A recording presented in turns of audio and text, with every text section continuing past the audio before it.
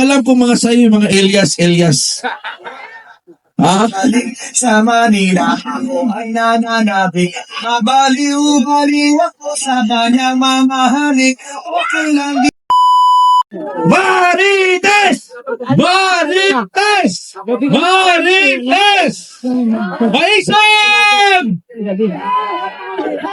Mabuhay ang mga Marites! So, alam niyo na, ay, Father, good afternoon po. Alam niyo na kung bakit Marites, dahil sinabi doon, no? Dahil sa mga, sino po followers dito, Facebook? Ayun! Madaming followers. So sa hindi pa naka-follow, follow ang Dr. Richard and Erica Mata. May 2.7 million followers tayo doon. Kasama na yan sila. Yan po yan sila ang ginawa akong Marites. Dahil doktor naman ako talaga no? Nag-health lecture ako katulad ni Dr. Willie Ong. Kasama ko si Dr. Willie Ong. Ngayon, mahilig din kasi ako mag-share ng mga balita. Mga chismis, mga showbiz. Para updated din naman yung mga followers ko, lalo na yung mga OFWs. 1 minute pa lang, updated na kaagad Kung naghiwalay ba si Heart, updated ka agad. Doon nagsimula yon, sabi ng mga followers, Dok, hindi ka lang doktor, Dok. Marites ka pa. Kaya ang tawag namin sa iyo, Dr. Marites. Yun ang tawag sa akin. Ngayon, habang nakaupo ako sa bahay, inisip-isip ko yung pangalan ko, Mamata Richard Tesoro. Nga, Marites nga! Inborn Marites. Nasa birth certificate ko po ang Marites. Ang test po sa aking pangalan ay Tesoro. Ako po uncle ni Senator Bongo. Dahil ang pangalan talaga ni Senator Bongo ay Christopher Lawrence Tesoro Go. Ako po ay Richard Tesoro Mata. So, ang first cousin ko po ang kanyang, ang first cousin ko po ang mama niya. So, in a sense, parang uncle ako, pero di ba, parang kaedad lang kami. Pero hindi siya nagmamano sa akin kasi, ay, huwag kang magmano, di ba? Tatanda tayo niyan, di ba? Pero sabay kaming lumaki. Antay ka sa saya ko, antay ka sa saya ko. Sabi niya, masasayaw ba na ako? Mamaya na. Mamaya na. Akin sa mga Bisaya, dire taas. Ayun! Daghan. Mabuhay ang mga Bisaya! Mayo. Asan ako? Then, dahil kay Senator Bongo, ako po'y naging doktor ni Veronica Duterte. Kasi pag may sakit si Kitty, gabi ako yung pinapapunta ni Senator Bong. Tatawag yan. Asan ka? May lagnat si Kitty. So pupunta ako sa bahay ni Mayor Duterte. So hanggang lumaki si Kitty, pabalik-balik ako dyan sa bahay nila. So naging close po ako dyan sa kanila. Ako po ngayon ay tumatakbong senador dahil nung naging senator po si Senator Bongo, ako po yung naging consultant din ni Senator Bongo. Nasa background lang ako. Kasi doktor nga ako So maraming tanong si Senator Bongo, marami din po akong advice. May time din pumupunta po ako sa Senate hearing kasi nag-a-assist po ako sa aking pamangkin na si Senator Bongo. Believe ba kayo kay Senator Bongo? Grabe ang nagawa niya, especially po ang malasakit centers. Ako po isang private pediatrician. Kaya lang sabi ko, walang malasakit center ang mga private hospital, di ba? Meron sa public, pero sa private wala. Lahat pa nang naa-admit sa private hospital, mayayaman lang? Hindi! Puno lang yung public. Kaya gusto private na lang. Or gusto ng private kasi may pinipili silang doktor, gusto nilang doktor, wala sa public yung gusto nilang doktor. Kasalanan nyo bang may doktor kayong gusto para sa anak nyo, para sa sarili nyo? Hello, ma'am. So natural na nagpa-private yung iba kahit hirap. Tama ba? Pag-discharge, hala, Grabe. ang laki ng babayaran. Ang init. Walang malasakit. Namuti na kami. Pupunta ngayon sa labas, pipila kay congressman para mabayaran, madagdagan. Ang hirap naman nun. Kaya ang aking ambisyon, sa anong ginawa ni Senator Bongo, gayahin natin na malagyan din ng sakit centers ang mga private hospitals. Agree ba kayo? Para hindi na kayo lalabas. Yung pera, ipapasok na lang. Yan ang ginawa ni Senator Bongo. Yung wala pang malasakit, lumalabas ang mga tao, pupunta sa PCS, etc. DSWD. Bakit hindi na lang din gawin natin sa private hospital? Dahil nga, hindi ibig sabihin na private yan, maraming pera yan. Hindi po yan katotohanan. Kailangan tulungan ang private, kailangan tulungan ang public hospital. At saka gusto din natin lahat ay maka-experience ng quality care. Hindi lang yung mapipilitan lang mag-public kasi doon lang ang may libre. Kailangan sa private hospital. Yung kaibigan ko, taga Brazil, sabi niya, Doc, hindi man sa pagmamayabang. Third world lang ang Brazil. Sabi niya, hindi din perpekto ang Brazil, may mga corrupt din. Lahat naman ng bansa may corrupt. Pero ang iyayabang namin, ang healthcare system priority. Pag ma-admit ka sa Brazil, libre. Third world country, libre. Wow! Hindi pa kailangan USA. Hindi pa kailangan Europe. Ang kailangan lang, priority ba? Kailangan lang, Ba't ka nandito? priority ba ang healthcare system sa Pilipinas ngayon? Sabay kayo dito. Priority ba na kunan mo ng billion na peso ang PhilHealth? Ibig sabihin, uy, importante ang health. Kunan natin ng billion ng PhilHealth. Priority ba yon? Uy, priority ang health.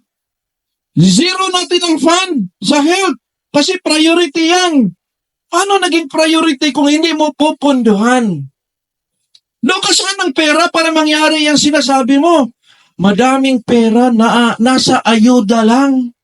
Yes. Ang tanong ko sa inyo, papayag ba kayo na hindi na kayo tatanggap ng ayuda kahit kailan? Except doon sa may mga issues talaga, yung mga pangailangan talaga. Yung mga healthy ba, wala problema.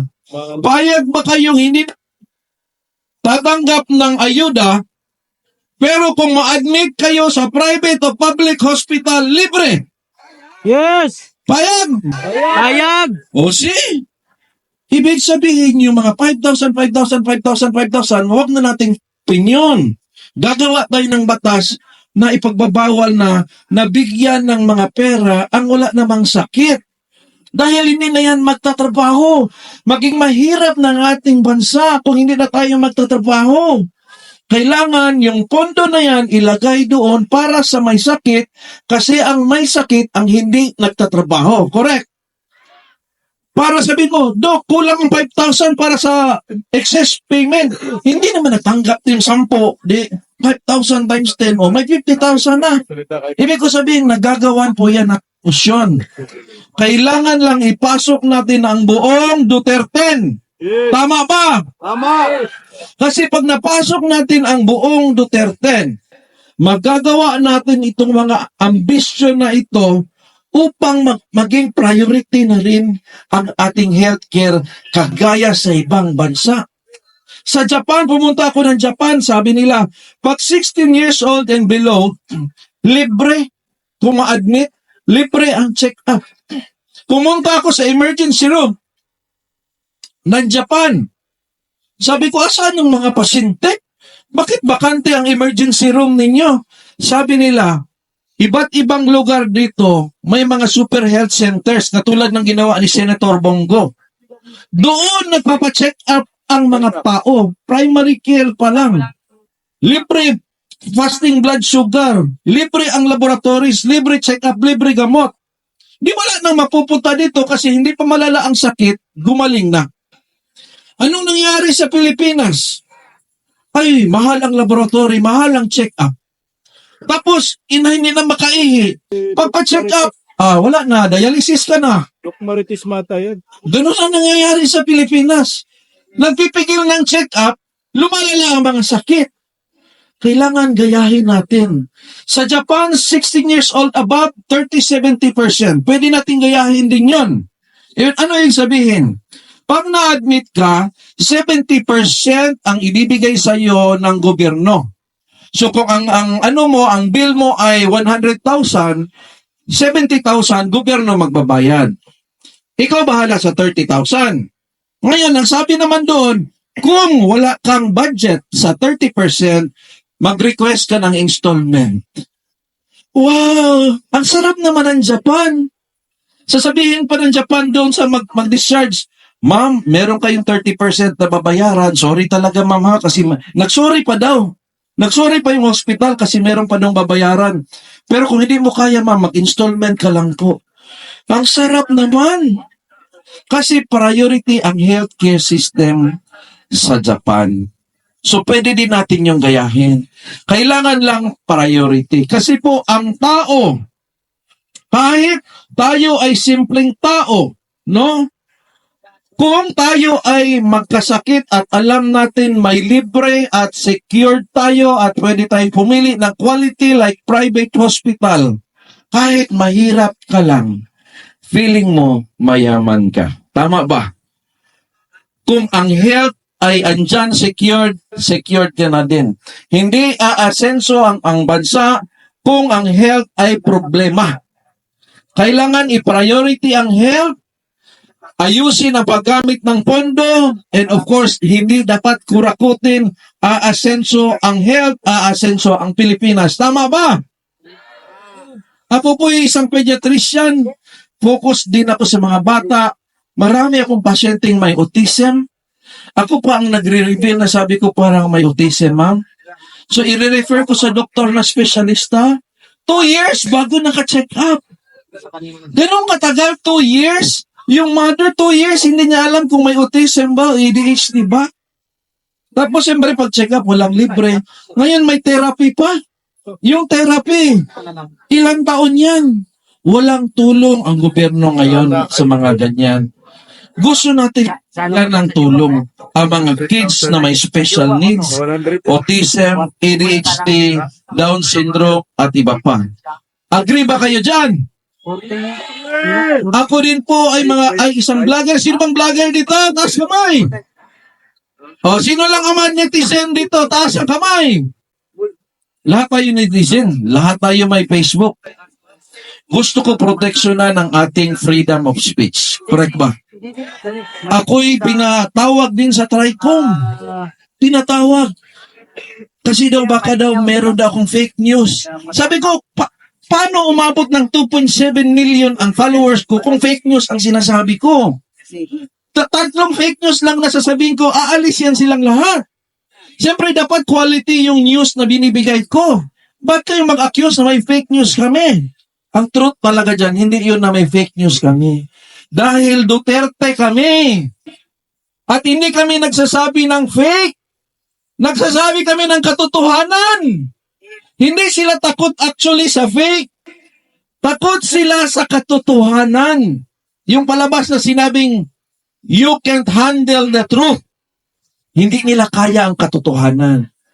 Kaya pag-usapan natin, may blanco ba sa GAA? Ano? Ayaw sumagot. Hindi nila kaya yung katotohanan. Yan ang ginagawa nila. Inaano nila mga balita para matakpan ang mga katotohanan. So, hindi sila takot actually sa fake. Takot sila sa katotohanan. Tapos yung kaming nagsasabi ng katotohanan, tawag na kaming fake. Correct ba? Kaya ako po ipoproteksyonan ko po ang freedom of speech. Kung anong gusto nyong i-post doon, karapatan nyo po yun. Kung mag-rally kayo dito at may sasabihin kayo against sa pamalaan, karapatan yun, freedom of speech po yun. Huwag tayong pigilan na magsalita dahil tayo po isang democratic country, tayo po ay Pilipinas. Kaya yan din po ang aking gustong tulungan, gusto ko rin po yung proteksyonan. Marami po ako masyado pang gustong sabihin, kaya lang nararamdaman kong gusto kong sumayaw. Kaya lang naiiya ako. Wala na. Ang alam ko mga sayo, mga Elias. Ha? Sa Manila, ako ay nananabik. Mabaliw-baliw ako sa kanyang mamahaling. Okay lang di maiwasan na paminsan-minsan. Pero pag kami nakita, aking panggigigilan. Doon siya titigil. Boy, meron pa! Sa Manila, ako ay nananabik. Alam mo copyright yun? Oh, nakita Sino wala? Wala yan. Mabaliw-baliw ako sa kanyang mamahalin. Remix yan eh. Hindi maiwasan na paminsan-minsan, pero pag kami nakita, aking panggigigilan, di ko siya tipil. Duterte! Duterte! Kailangan po, Duterte, huwag po pumili sa kanila dahil ang Duterte po ay protest vote. Protest natin yan eh. Kung magpili ka sa kanila, maganda sila, nangili ka dito sa amin. Ay, dito, nagpuprotesta. Masaya pala kayo sa ginagawa namin. So, huwag kayong mamili sa kanila kasi ibig sabihin, approve kayo. Kahit sikat, alam ko meron kasi, sikat kasi Dok, alam ko sikat, pero huwag kayong pumili sa kanila kasi nagpuprotesta tayo. Hindi ito about sa sikat, about ito sa ating. Sa buhay nyo, sa buhay ng anak nyo. Ito yung chance na may makapasok na ng mga bago. Ito ang may chance. Kung gusto nyo may pagbabago, kailangan bumoto kayo ng bago. Dok, paano naman kayong mananalo? Hindi naman sikat. Sikat naman si Duterte. Doon kami humingi ng tulong. Kami yung piniling 10. So si Duterte ang pinakasikat sa kanila. So kung anong sinabi ni Duterte, yun dapat ang ating sundin dahil para yun sa atin. Tama ba? Salamat sa lahat at pwede bang marites dyan?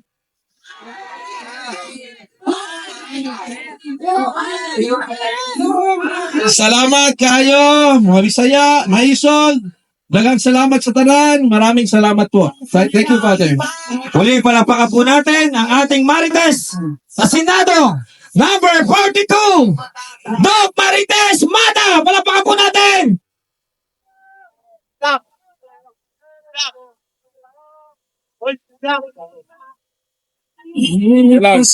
Nga dahil aming mga tao ang dating Thank you po. ngayon sementeryo. Toto'y kumilos ka, balik ka rin ang Thank you po, Doc. At ngayon naman po, bigyan po natin ng pagkakataon ang isa ulit na kasama sa Duterte candidates po natin Sino yan? na inendorso ng ating mahal na Tatay Digong. Kaya yan. Pakinggan muna po natin, panoorin ang kanyang po mga kapatid, ang sabi po sa akin ni Senator J.B. Henlo, na ang araw na to ay araw po ng mga manggagawa. Huwag po nating kalimutan. Ang araw na to ay dapat alalahanin natin ang mga pangangailangan, benepisyo ng ating manggagawa sa pribado man to o sa publikong agency po. Mga kapatid, ang sabi sa akin ni Senator J.B. Henlo, pag siya po ang naging senador, aayusin niya at tutulungan po niya ang turismo ng ating bayan. Bakit? Bakit napunta sa turismo? Dahil ang trabaho para sa ating mga Pilipino ay doon lahat karamihan mula doon sa hotel, papunta po sa mga services, papunta po sa mga souvenir, yan po ay pwede pagkakakitaan ng ating mamamayang Pilipino. Kaya sabi ni Senator J.B. Henlo, pag siya po ang naging senador, pag siya po andun na sa Senado, si Senator J.B. Henlo ay tutulong para sa ating manggagawa. Tutulungan niya ang ating lokal na mga manggagawa para naman po may hanap buhay ay at hindi umaasa sa ayudang binibigay nila dyan. Tanong, trabaho o ayuda? Trabaho. Sa panahon po ni President Roddy Duterte, tingnan niyo po ang records. Ang TISDA po, napakalakas dahil ang trabaho para sa mamamayang Pilipino ay ibinaba sa kanila. Ngayon, ano po ang ginawa nila sa TISDA? Mayroon akong nakausap, isang kaibigan, tagaloob. Pag nag-request po ang ating mga kababayan ng scholarship para sa kanilang TISDA, doon sa baba, susulat pa po sila doon po sa House of Crocs, ay, House of Representatives. Sorry po. Sorry po. Isa pa. Ang sabi po ng aking kaibigan, pag sila po ang nag-request ng kanilang scholarship sa TISDA, ang TISDA po, susulat pa po sa House of Crocs, ay, sorry po, House of Representatives. Di ba po? Nakakalungkot po. Dahil sa panahon ni President Rodi Duterte, ang ating mga mamamayang Pilipinong may hirap na hindi nakapagtapos mag-aral, pumasok lang po kayo sa TISDA, mayroon na po kayong scholarship doon at mayroon po kayong pwedeng pagkakakitaan at matututunan po sa ating TISDA agency. Pero nakakalungkot po ngayon, tinapatan nila ng ayuda ang trabaho. Alam niyo po kung bakit? Tandaan po ninyo, sa panahon ni President Rodi Duterte, anti-poverty, pro-education, pro-health. Di ba? Bakit ko nasabi yan? Dahil sa panahon ni President Rodi Duterte, ang TISDA binababa sa tao, may hanap buhay, may trabaho, natututo po magtrabaho ang ating mga kababayan. Ngayon, ang ginawa po nila, pinaasa sa ayuda, huwag kayong pumunta sa rally, pag nakita po kayo, tanggal po kayo sa kahit anong ayuda doon sa area ninyo. Tama po ba? Kaya marami pong ayaw pumunta sa rally dahil natatakot. Pero maniwala po kayo, sa kakakaikot po namin Luzon, Visayas, and Mindanao, ramdam po namin ang tao na Duterte po sila lahat. Palakpak naman po dyan. Pangalawa, bakit sinasabi natin sa kanila anti-education sila? Si President Duterte is pro-education. Sa panahon ni President Rodi Duterte, anong ginawa? Free college and public university. Sila, anong ginawa nila? Tinanggalan na malaking pondo ang edukasyon. Tama po ba yon? Kasi ayaw po nila na matuto ang ating mga kababayan, makapag-aral, para sa kanila po humihingi ng pang-aral. Punta po kayo doon kay Congressman para mabigyan po kayo ng educational assistance. Ang pangit, di ba? Pangatlo, bakit sila anti-health? Dahil sa panahon ni President Rodi Duterte, pag ikaw nasa hospital, hindi makapagbayad ng malaki kasi walang pera, andyan po ang malasakit center. Diba? Pero sila, nung ginawa, tinanggalan ang pondo ang PhilHealth para lahat tayo pumunta kay Congressman at humingi ng health referral, ang tawag dyan, medical assistance. Tama po, medical assistance. Ang pangit, di ba?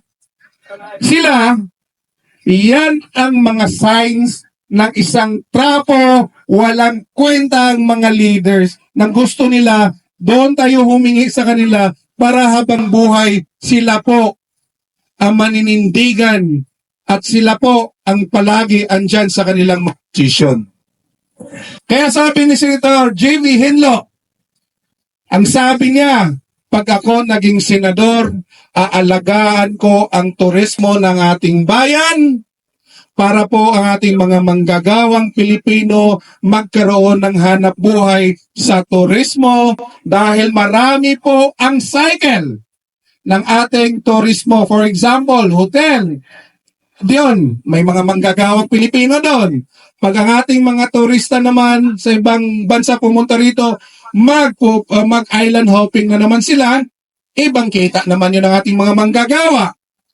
Pag uuwi naman ang ating mga turista doon kung saan sila, mayroon din naman silang souvenir pag uwi.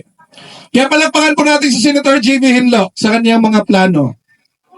Pangalawa, sabi ni Senator J.B. Henlo, pag siya naging senador, ang ating mga manggagawang Pilipino na pumupunta sa abroad. Kasi ang akala nila doon lang po sila mabubuhay at makahanap ng hanap buhay kung sila ay magiging OFW. Ang proposal po ni Senator J.B. Hinlo ay siya mismo, kung siyang senador, mag-i-invite, for example, kung saang country mag-invest sa atin sa Pilipinas, yung kumpanya po na pinapasukan ng ating mga OFW, invite po niya dito sa Pilipinas para dito na po sila tumayo ng kanilang company para po ang ating mga OFW, ating mga kababayang Pilipino, hindi na po nila iiwanan ang kanilang pamilya sa Pilipinas dahil yung trabaho na tatrabahoin nila doon ay andito na po sa ating bayan. Di ba po napakaganda yon? Mga advokasya, mga plano, plataforma ni Senator J.B. Hinlo ay para po sa ating mga Pilipino. Kasi sinasabi niya, for example, magawa ng sasakyan. Kaya din naman natin gumawa ng sasakyan sa ating bayan. Bakit hindi na lang sila ang ating invite dito para ang ating mga Pilipinong gustong mag-abroad at doon magtrabaho, dito na po nila tatrabahuin sa ating bayan at hindi po nila maiiwanan ang kanilang pamilya dito sa Pilipinas. Kaya po, sabi ni Senator J.B. Hinlo, tulungan natin siya maipasok sa Senado dahil si Senator J.B. Hinlo ang kanyang puso't isipan para sa mga mayang Pilipino. Alam niyo po, kung hindi ko alam kung napansin niyo to, 3 weeks na ang mga kandidato doon sa kabila, hindi na po sila nagrarally, wala na po silang motorcade. Napansin ba ninyo yan? Sino ba palagi nasa labas ngayon? Ang PDP senators, ang Duterte. Alam niyo kung bakit? Kahit saan kami umikot, kahit baluarte po ng kabila, ang sigaw ng mga tao, Duterte. Pwede po natin sigaw, Duterte! Duterte! Duterte! Duterte! Iparinig natin sa kanila na tayong mamayang Pilipino ay nagkakaisa para po sa kandidato ng ating former President Rody Duterte. Alam niyo po yung 10, tingnan po ninyo sila. Ito palagi mo sinasabi. May nag-comment sa akin dito. Ito sasabihin ko ulit. Sa 10 nakikita ninyo na kandidato ni President Duterte, may magnanakaw ba? Wala, di ba? Sa 10 kandidato ni President Rody Duterte, may gumamit ba ng pera ng bayan? Sa 10 kandidato ni President Rody Duterte, makikita po ninyo ang serbisyo binaba nila sa tao. Palakpakan po naman natin dyan. Alam niyo po mga kababayan, sana lahat tayo ipakita natin. Patingin nga t-shirt mo, bro. Yang galit. Sana ipakita natin, ipadama natin ang galit at higante ng mamamayang Pilipino para sa May 12 election. Vote red PDP Senators Duterte! Duterte! Duterte! Maraming salamat po. At huwag po natin kalimutan.